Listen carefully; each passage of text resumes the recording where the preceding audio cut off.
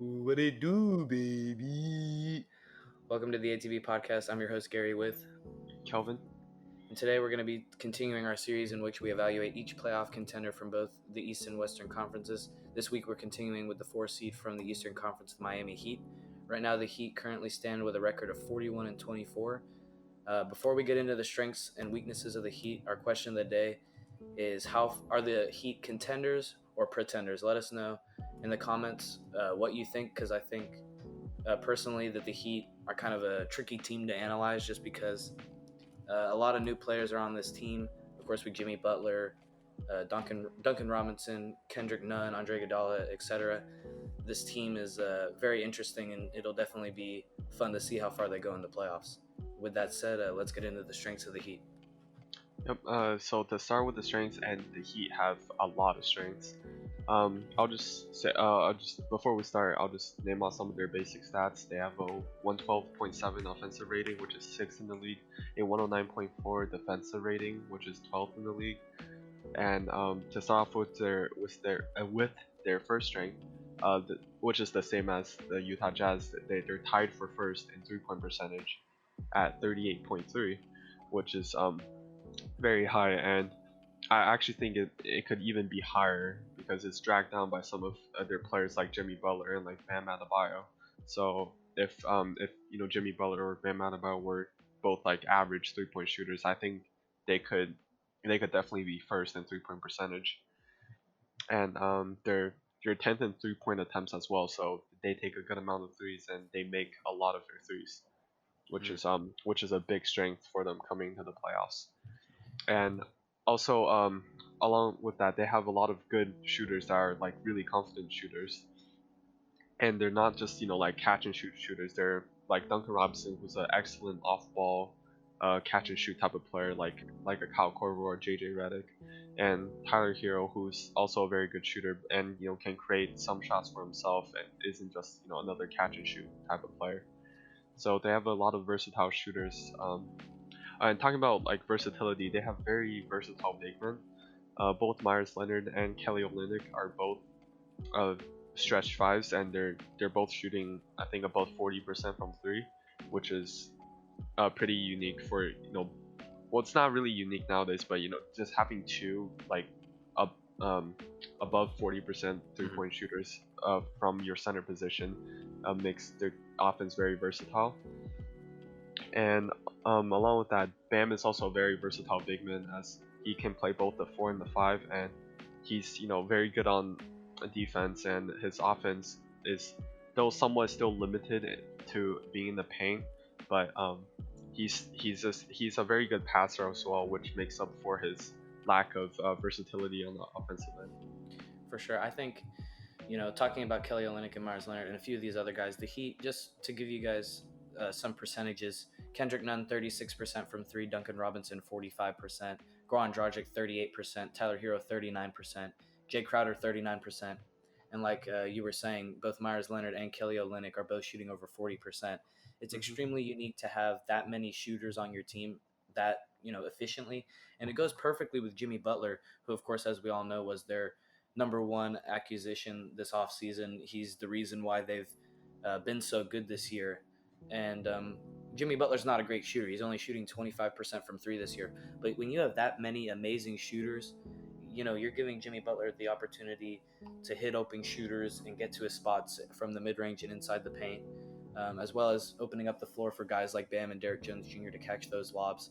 So going off of what I just said, I wanted to talk about how the Heat move the ball and how they set their screens, because when you look at a lot of NBA teams, it's an ISO league more than it ever has been, this year and in the last few years. But the Heat, man, they move the ball a lot, and they're really fun to watch. One of my favorite teams to watch. The amount of screens that I see Duncan Robinson, Jay Crowder, and Bam Adebayo in particular setting off ball, the amount of curl screens, pin down screens, down screens, so many screens to get shooters open and to get dribble handoffs and pick and rolls open. It's amazing to look at, and that's the reason why Duncan Robinson gets so many good shots, because guys like him, JJ Redick, Klay Thompson, elite shooters, not to put those guys on the same level of Klay Thompson, but the way that they move without the ball and set screens, they're always moving. So you're not able to know, it's hard to keep up with those guys. So then when they're getting screens and dribble handoffs, they're able to hit all of their threes. So I think the amount of screens that they're setting, as well as their energy off the bench with Dragic, Crowder, Hero, Andre Iguodala, etc., they're extremely versatile on both ends of the floor, and they play with great energy on Yeah. both sides as well. Hmm. Yeah, definitely. And they're actually fifth in assists this season. So all that movement is really benefiting the team. And also, it's also really benefiting Jimmy Butler, as even though he's not for some reason, he's not shooting well at all this season compared to how he normally shoots.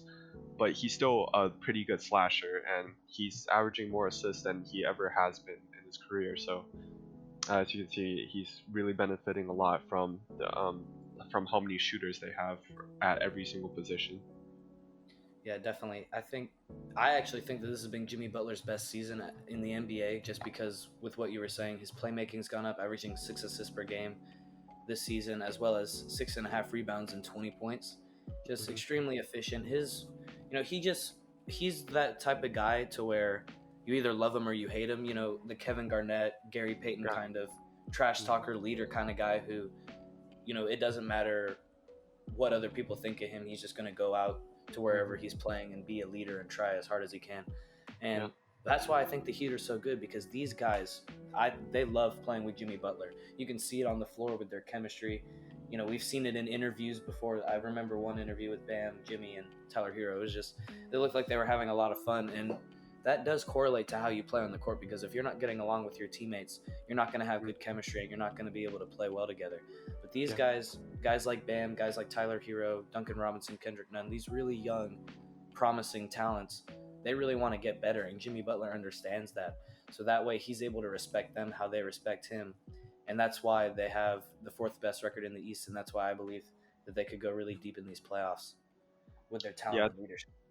Yeah, definitely. And I think Jimmy Butler has really found a permanent home for him in the NBA because and every other team there's always been some sort of problem. It's usually with the players or with the culture or with the coaching. Mm. But here in the Heat, I think he's really found the team that has like the perfect culture for him, with like the perfect coaches, the perfect teammates, to where he's actually like happy on his team, and like we haven't really seen Jimmy Butler get along well at all with his teammates the past few seasons. So seeing him work really well with his new teammates really bodes well for the Heat come playoff time. And to move on to one of their other strengths, it's that they limit the opponents a lot in terms of pain points. So they're keeping their opponents to only 44.4 paint points per game, which is the fifth best in the NBA. And they also have the second best defensive rebound percentage. So they have really, as I was saying earlier, they have really versatile big men that are all very good defensively, at least in terms of protecting the paint, and they can all grab a lot of rebounds. And even someone like Jimmy Butler adds on to that because he's averaging like 6 rebounds per game. And of course, everyone knows how good Bam has been this season, and he was actually our most improved player candidate for this season. So and he's really taken like a big step up in every part of his game, and especially defensively, he's basically been Miami's defensive anchor this season. And though he's a little bit undersized for playing center, he makes up for a lot with his IQ and just with the overall awareness on the defensive end.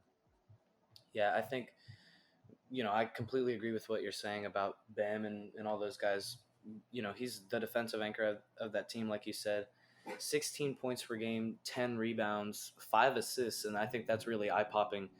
That his ability to play make, go off of dribble handoffs, give you a lot of different options. So he's versatile on both ends of the floor. He's got a great floater game. His mid range is improving. His threes, he kind of looks like Shaq out there shooting threes, but Shaq has a jumper now, so I think Bam will definitely have a nice 3 point shot in the years to come. But Mhm. like we've been saying, I don't think he needs it right now with how well Yeah, I he mean does he's already everything one of else. the best. Oh, sorry, sorry for No, you're good. interrupting. Yeah, you keep going. Yeah, Yeah, you go. he's already one of the best centers in the league. So for him to eventually like have a very real chance of adding a 3-point shot as well, like he'll in my opinion he'll definitely be one of, if not the best centers in the league in the next few years. I I completely agree. I think if he adds a 3 point shot, I don't see why he couldn't be as good as Jokic or Embiid, or if even Hmm. better. His Yeah. playmaking is, not as good as Jokic's, but it's on the level of, it's top tier. Defense is top tier. Rebounding, Hmm. uh, lob finishing. He's got all the tools for to be an All NBA player for years to come. And that's why I want to talk about Bam, Duncan Robinson, and Kendrick Nunn, and that's why I'm so high on the Heat, is for those three players, as well as Jimmy Butler's been, and as great as a leader as he's been. These three guys, this is their first year starting in the NBA.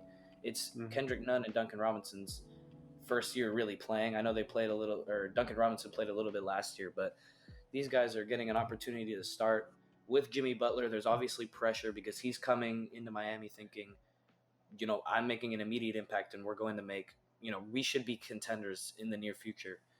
Yeah. That's the mindset of him and Pat Riley and those guys. And Duncan Robinson, 13 points per game, 45% from three. Kendrick Nunn is averaging 16 points per game, and he was undrafted. And both of them are undrafted. I just think their scouting is amazing. Them and the Raptors, top tier scouting, getting Yeah. guys who no other team believed in. These guys are giving you a combined 30 points per game, not to mention with what we were saying about Bam. These three guys are the reason why the Heat have done so well. They've really stepped up. Them and Tyler Hero, they're an amazing young core. And I think that's another thing really boding well for the Heat is if they don't go far this year, you know for sure that they're going to be making deep runs for years to come. Yeah, definitely. And I want to talk a little bit more about their defense. First of all, they're holding opponents to a 44.7% from the field, which is seventh best in the league, and they're holding opponents to 34.6% from three, which is ninth best in the league. And um, I wanted to talk about how great their depth is as well, because like they just have so many pieces, as you were talking about. Like they have a couple of rookies who have been really stepping up this season, and they also overall, just with the addition of like Jay Crowder and Iggy, they really have a good amount of everything on their team, and they probably have like 10 guys that they can just play at any time, and they know they'll produce no matter what. They have some solid, as you were saying, they have some really solid rookies. They have a good amount of veterans that have a lot of playoff experience, and their overall depth is just really good. Like just coming off the bench, they have like Kelly Olynyk, Goran Dragic, Jay Crowder, Iggy, and some others depending on what lineups they're playing. And just those guys alone, that's already, in my opinion, definitely a playoff bench. A playoff ready bench. For sure. Talking about with what you were just saying about the versatility of the lineups and the balance of youth and veterans, that's one more advantage or strength that I wanted to talk about is their coaching. Eric Spoelstra, in my opinion, is a top 5 or 6 NBA coach in the league today. In my opinion, they have Mhm. 7 guys averaging over 10 points per game. So that not only speaks uh, to the players, but it also speaks greatly to the coach because he's having to find lineups to where everybody's getting their shots, everybody's staying happy. He's having to balance out, do I want to give the young guy minutes tonight or do I want the veterans to play to get the win? What do I really want to do? So I think he's done a great job with all the new players that they have because if you look down their depth chart, I mean, seriously, you had Bam last season, you had Duncan Robinson a little bit last season, Goran Dragic, Derek Jones, Kelly Olynyk. That's literally 5 players that are in your rotation that were there last season. You have Yeah. so many new guys, and their 2 best players.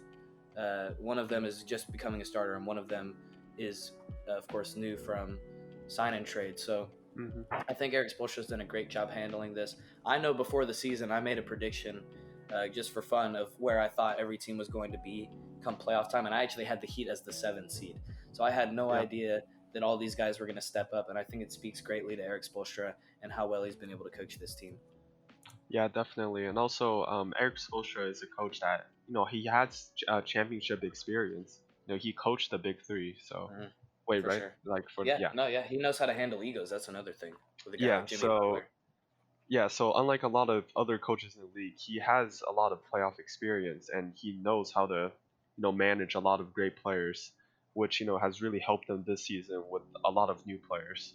So I definitely think Eric Spoelstra has done a great job with the team, and with some of their, I also thought that they had a few good acquisitions. Of course, Jimmy Butler being the biggest one. I also thought that Jay Crowder was a pretty good acquisition along with Iggy, but I did think that they overpaid Iggy a little bit. Yeah, I definitely think they overpaid Iggy, but what are you going to do about that? But I would say Coach of the Year discussion. You got Nick Nurse, Billy Donovan, Eric Spoelstra, LeBron James. Those are my top coaches this year in the NBA. I gotta say he's definitely up there with some of those other guys. Yeah, definitely. um, all right, so oh, I forgot to mention this, but they're actually seventh in bench points for anyone who's wondering at 41.3, which is only 9 points behind the Clippers bench, which is at around 50 points. So Wow. they have a very good bench in terms of scoring. Yeah, for sure. I think we haven't talked a lot about him, but Goran Dragic is, of course, a former All-Star, giving them 16 points per game. Him and Tyler Hero have been a really fun backcourt to watch this year coming off the bench, and I think he's going to be a big part of their success in the playoffs just because he's one of their few players who has a lot of playoff experience. So I definitely think he's going to have a big postseason, but he's done a great job mentoring those young guards as well as getting his numbers as well. Yeah, definitely. And for him to be producing at such a high level still is really good for Heat because they really have like because they have like solidified their six-man spot, which is Goran Dragic, and they know he's gonna produce no matter what. Hmm, So I think having like such a solid six-man is really good for any contending team. definitely. All right, so I think that's all for the Heat strengths. So we're gonna move on to some of their weaknesses, and to me, they have very few. They're almost like a jack of all trades in a For sure. way. Yes. So the main thing that I find is a slight weakness is that I find their perimeter defense to be a little bit inconsistent, and we were just talking about earlier how the Heat have some of the best or most versatile big men, and they're really limiting opponents' points in the paint as well as getting a lot of those defensive rebounds and stopping those second chance points. But on the other hand, they're 12th in defensive rating.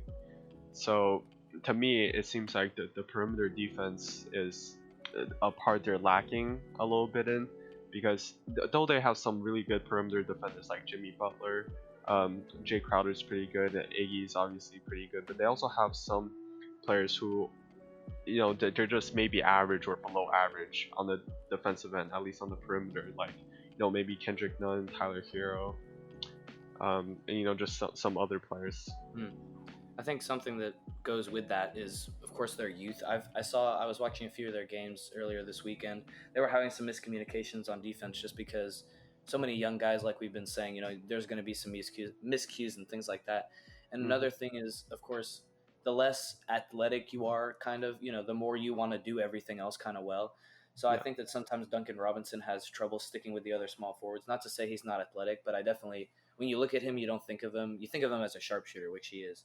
You don't think Hmm. of him as a Derek Jones kind of player. Yeah. So I think that sometimes he can have trouble staying with some of the more elite small forwards or Hmm. shooting guards, depending on who he's guarding. And then I also think with Myers Leonard and Kelly Olynyk guarding in the paint or even on the perimeter, because of course now it is a big man can shoot kind of era. Um, Yeah. they kind of I can definitely see some trouble, especially with Myers Leonard with foot speed. Hmm. Uh, sometimes the big men can beat him off the dribble or he can be Yeah. late and help. But besides that, I'd say with Bam and Jimmy holding the defense down, I think it's definitely good, and time will only help those guys learning the defense even more, as well Hmm. as learning their zone, because that is something that the Heat like to run a good amount, as well as the Mavericks. They like to run zone a lot more than some of the other teams in the league. Yeah. So once you learn the schemes a little bit more, get a little bit more athletic, get your feet under a little bit more in the NBA, I think their defense will only improve from there.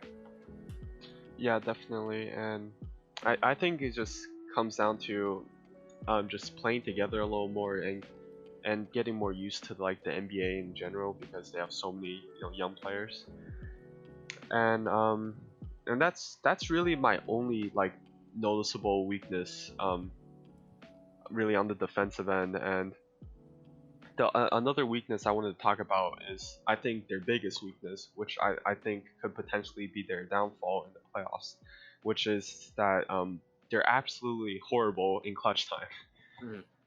And this is not an exaggeration. There are offensive 8 points below their usual offensive rating in the clutch, and +5 in defensive rating in the clutch, which looks very bad because, as everyone knows, the players play a lot harder when the game's on the line, and to be that much worse in the clutch than like where you normally are, the bodes is really bad for your team in the playoffs Yeah. because everyone's intensity will be ramped up. The defense will play a lot harder than they do in the regular season, and if you couldn't handle it in the regular season, then I see them having a very hard time handling it in the playoffs. Yeah, definitely. I think another thing, adding on to what you were saying, is their inexperience with their starting five. I think when it's crunch time, obviously, I would assume that Goran Dragic would play in crunch time, maybe over a guy like Kendrick Nunn or Duncan Robinson, just for his pure Hmm. experience. But there are going to be games where you're going to have maybe two or three of your guys in the last 5 minutes of the game for the Heat that have never played in the playoffs before. Yeah. So that, along with they're already bad in crunch time, young players are going to make mistakes. They're going to rush things. They're not going to know what to do. And Jimmy Butler has not shot well at all in crunch time, and he's been known to be one of the most clutch players in the league. So he's got to pick that up. And those other young guys they just got to make sure that their heads on a swivel and that they're just playing smart in those last few minutes. Otherwise, I definitely think that they could lose a lot of close games in the playoffs. Yeah, definitely. Um, with Jimmy Butler regressing so much in the clutch, I feel like it's really gonna put a lot of responsibility on the other players because usually, Jimmy Butler is known to be one of the clutchest players in the league. So you like when you think of him, you think of like being able to rely on him in the clutch, like last season in Philly, where he had a bunch of clutch shots in the regular season and in the playoffs. But this season, he's shooting like 25% from the field and 15% from three in the clutch, and he's still scoring a good amount of points, but having such low efficiency looks really bad for the Heat in the playoffs because that means they'll have to rely on someone else to make the shots. And as we all know, they have a lot of young players who are pretty inexperienced, and I definitely think with the ramped up intensity in the playoffs, it's really gonna get to the younger players. Definitely. I think, like we've been saying, he's got to step it up. I mean, last year he made the shot that tied the game in game 7 of the Eastern Conference semifinals before Kawhi Hmm. ruined, the entire city of Philadelphia in one night. But he was the reason that they were in that game in the first place. He tied that game with 5 seconds left. So he's Yep. he's got to pick it up this year. Otherwise, I don't know who they're going to go to other than Goran Dragic to take that last Hmm. shot. I think one more Especially weakness. Oh, yeah, go ahead. okay, sorry. Yeah. So especially since to me they don't really have that many like isolation scores on their team. It's Mm, really just Jimmy Butler, and since Jimmy can't shoot this season, it really limits him on that end as well when he's isolating because usually in the clutch he'll like at least last season he'll like shoot a step back three or something like that. But this season, I feel like just not being able to shoot like anywhere outside the paint has really limited him, especially in the clutch when he's trying to isolate. But he knows. I think it's just something with confidence as well. It just feels like he knows he won't make it, so he'll try to go in the paint and try to like drive, and that won't always work out, especially if the defender's expecting it. Yeah, I think he's just had trouble this year with the balance. You got to find as a number one option the balance of when do I need to be shooting and isolating, and when do I just need to keep moving the ball around like it's the third quarter. Yeah. So I think he's taken a step back in that regard, but there's no doubt in my mind that he could pick it up. I know he's been, you got to think that he's been one of the hardest working guys during this hiatus. Hmm. We all know how badly Jimmy Butler wants to win, so I think that come playoff time they'll definitely be ready. And for the Heat, like we've been saying, not many weaknesses at all. I think the last weakness I have for them is just that they're in the bottom half of the league in steals per game, blocks per game, and pace. And that doesn't mean a ton, But we've been saying this in at least three of our videos how important pace is in today's NBA, especially in the playoffs, because it's much more condensed and in the half court in the playoffs. Everything is slowed down. So I think on the one hand, it could help them because they're used to playing at a slower pace, but also you got to get out in fast break. You got to get as many easy buckets as you can. So they Hmm. need to make sure that they're getting opportunities, staying engaged on defense, getting steals and things like that. Blocks per game, I don't think blocks matter too much anymore, except unless you're an elite shot blocker. At this Yeah. point, there are just so many threes taken. You don't have a lot of opportunities to block shots. But I Hmm. definitely think the pace and steals per game could definitely hurt them in the playoffs, just with a lack of transition points and fast break points. You need those easy buckets, especially if you're playing against a team like Milwaukee or a Toronto or something like that, depending on Yeah. how the playoff format is. You got to be able to move the ball and move quickly whenever you get those steals. Yeah, definitely. And I think the Heat is one of those teams that they really don't have any significant weaknesses, but they're average or above average at everything else, with some places where they're elite, like their 3-point shooting.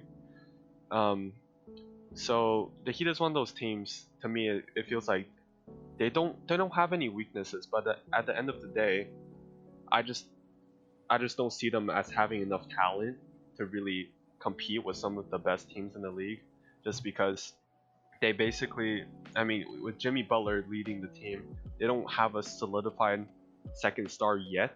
Because, in my opinion, though Bam has improved so much, at the end of the day, he's still a sophomore, and I mean, 16 points and like, what is it, 9 rebounds, right? And Yeah, like right around 10. 5 assists. Yeah, Like those are very good stats, but to me, that's not good enough yet as like a solid second option, mm, um, at least for like a championship contender this season, because so many teams have, so many superstars are teaming up together this season, and it just seems like there's like 5 or 6 teams are able to contend for the championship. for sure. I think he's putting up elite center numbers, but when your center's your first or second option, you need them to be able to shoot or have the ball in crunch time, and I just don't think Bam's ready for that yet. I think they're one Hmm. piece away from really going far, but I think they're really similar to the Thunder, where they have completely overachieved everybody's expectations. Sorry, Yep. I think we all expected both those teams to make the playoffs but not do as well as they've done. Both teams can now potentially be considered by some contenders or dark horses. So Hmm. I think they're one piece away, and I'll go ahead and answer what one of us would probably ask sooner than later. I have the Heat going in the second round this year, and then I have them getting eliminated in the semifinals. I don't think that Hmm. they're a first round exit team. I think that they'll be able to win a round, but I just think when you get to the second round, those teams are having elite duos or even in some cases elite trios. So I Yeah. think once they make it to the second round, I just think that they won't have enough firepower, but I think it'll be a good playoff run for the Heat. Yeah, definitely, and I agree. I have them making out the second round because, to me, they're just so good at just about everything that it's hard for me to see them exiting in the first round to really any team, especially because they're at such a high seeding this year.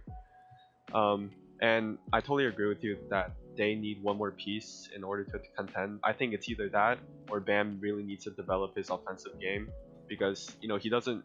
I mean, he's definitely one of the best centers in the league, but unlike some of the more elite centers like Jokic, Embiid, or like Cat, he doesn't.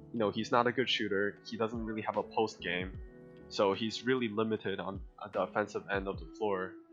So to me, especially in the playoffs where the defensive intensity will go up without really any sort of offense other than just being like a pick and roller and making the occasional floater, it's really hard to see him like excelling in the playoffs, as at least on the offensive end. Definitely, I think we've seen it with Rudy Gobert. And I'd say Bam is definitely more talented on offense than Rudy Gobert, but some of Hmm. the less talented offensive centers in the league can get shut down in the playoffs, and I don't think that'll happen to Bam. But I definitely think that he'll average just around what he does in the regular season, and I just don't think that'll be quite good enough this year. Yeah, definitely. So yeah, so I think we're gonna end the video here. If you enjoyed this podcast, go check out some of our other episodes down in our channel below. And as always, we love to hear y'all's feedback, and we'll try to respond to and look at as many comments as we can. So as always, we'll see you guys in the next one. See ya.